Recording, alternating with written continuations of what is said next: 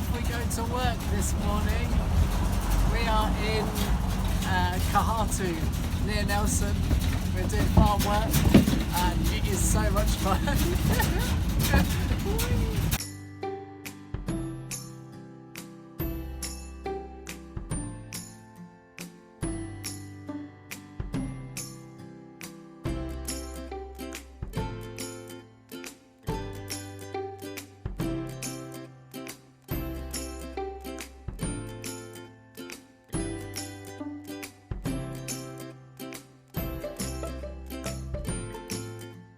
This morning we are clearing gorse that's been cut down, which we're going to burn tomorrow. We've got some friendly sheep helpers, as you can see. Yeah, and it's going over that.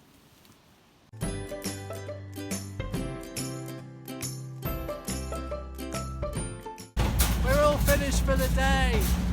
We're heading back to the house. We're going to have some lunch, definitely a shower. We're going to pretty much just relax all afternoon.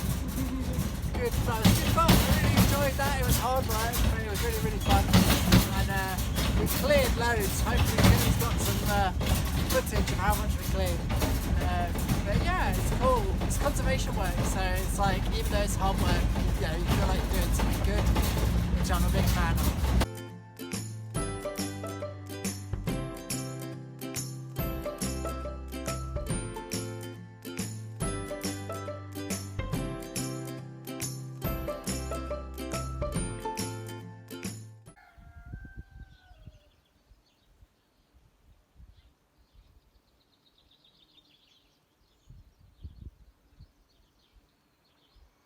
This is Lucy, because she doesn't live here, she's not very well trained, and basically she's a chicken killer.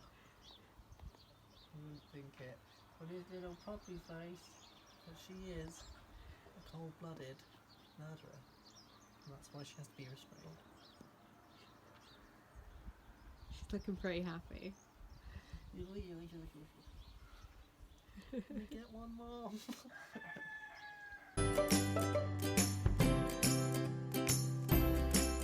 Good morning, it is Friday morning.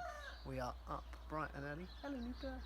We're up bright and early and we are feeding the animals, but we wanted to show you how like amazingly spooky and misty it is. Look.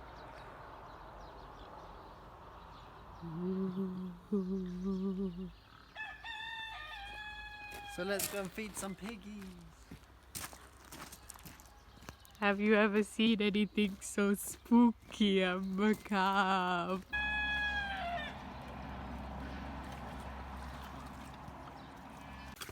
This is Maple. Yeah, and that one over there is Bacon.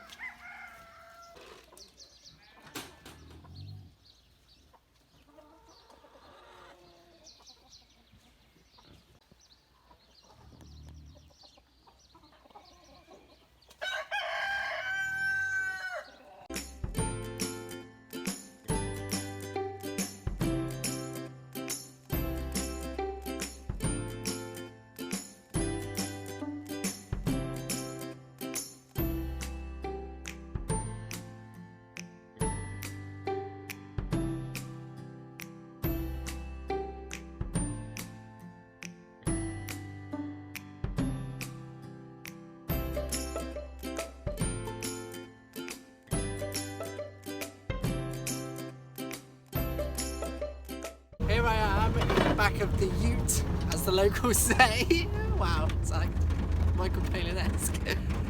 We just finished another day's work. Jeremy's obviously messing around and reversing really close to the edge. And we're going to go out for a walk this afternoon.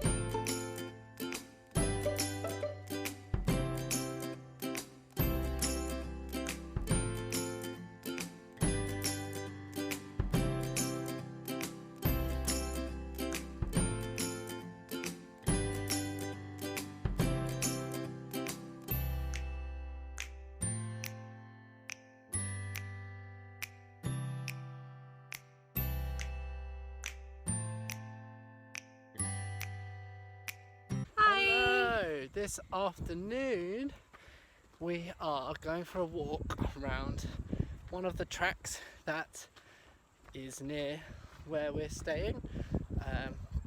So for context as to what we're doing here, basically there is a rich American guy that is getting citizenship in New Zealand, and one of the ways you can do that is basically by proving that you can pump X amount of money into the economy and then doing that.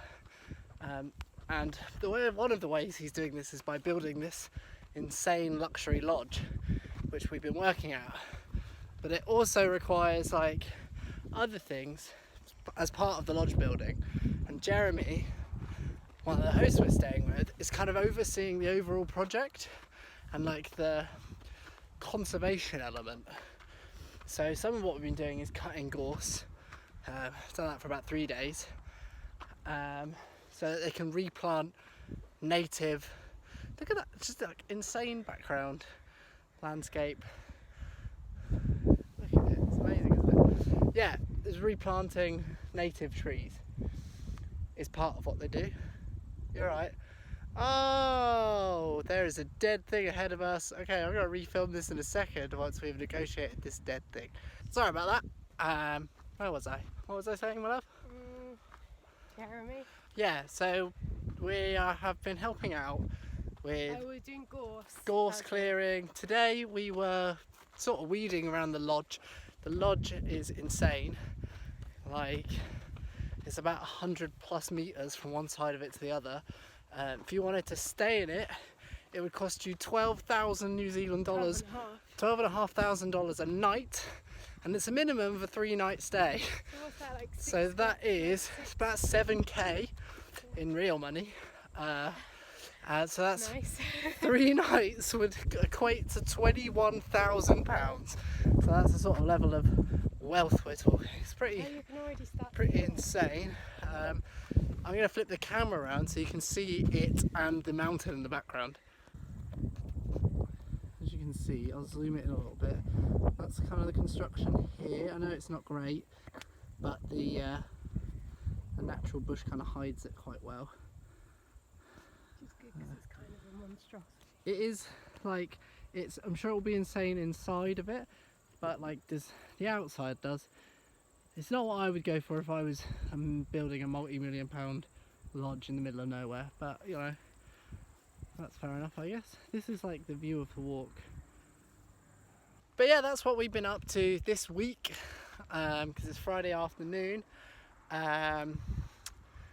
We need to tell you about the fish and chips in Wellington. Just wait for Tilly's got something in her shoe.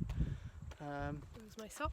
It was Tilly's It's sock. fallen down. Tilly's sock has fallen down in her shoe, everyone. This has been a continual problem throughout the holiday. Southern Hemisphere problems, guys. Should have brought longer socks. Tilly, tell me what you thought of the Wellington fish and chips. This was the fish and chips from a shop called Fish and Chips on Tory, which was the name of the road. Yep, I'm not going to make any jokes. Just going to roll straight into the fish and chip review. One, we didn't film it because of my camera, my phone. Yeah, so... And also, it was the one we sat down in and had it in the shop. Yeah. So obviously, like, filming and being like, well, didn't think much of these chips. Would have been quite rude. Would be quite funny. I'm trying to remember it now. Okay, so I can remember it. So for me, it comes in at about 4th of the 5 that we've had. Okay, so we're going to disagree here. So that's the first time we've done that. So for me, it was 4th because the chips weren't, again, what we said about the last one. I don't think we've had. Where- I think we've only had 4. Rotorua, Hastings. Did you forget Hastings? Napier, New Plymouth, Wellington, 5. So yeah, for me it's 4 out of 5. The fish was really good, but the chips just really left something to be desired for me. They didn't have the weird mega salty oil that the other top 3 cooked theirs in, and that's why it missed out for me. Tilly, give me your thoughts, please. I reckon it's about so Rotorua is top. Napier I think is still second. New Plymouth is last. And Hastings is fourth, yes, third. Oof. Because, one, I was majorly I was so hungry. I feel like anything presented to me would have been like nectar of the gods. The fish was good. The chips I actually liked more than the fish, but that's because the fish was a bit fishy, which I get is the point of fish. But I'm not mad keen on fish, so it was like, yeah, it was good. It was good. It was really sweet. We got loads. For the price. It was the most expensive one we've had as well, but that's probably because it was Wellington and that's the capital. And we got to sit down, and it was still way cheaper than at home. So yeah. Third. Right, we've come to an awkward gate that we're going to have to hurdle, and I won't be able to film. So we're going to wrap it up. I'm going to leave you with the thought of someone doing a test in a subject like history, and then the markers would have just sending the results back and being like, this would have been good, but there was just a bit too much history in this history test, so we're going to mark you down. I know what I mean. Goodbye.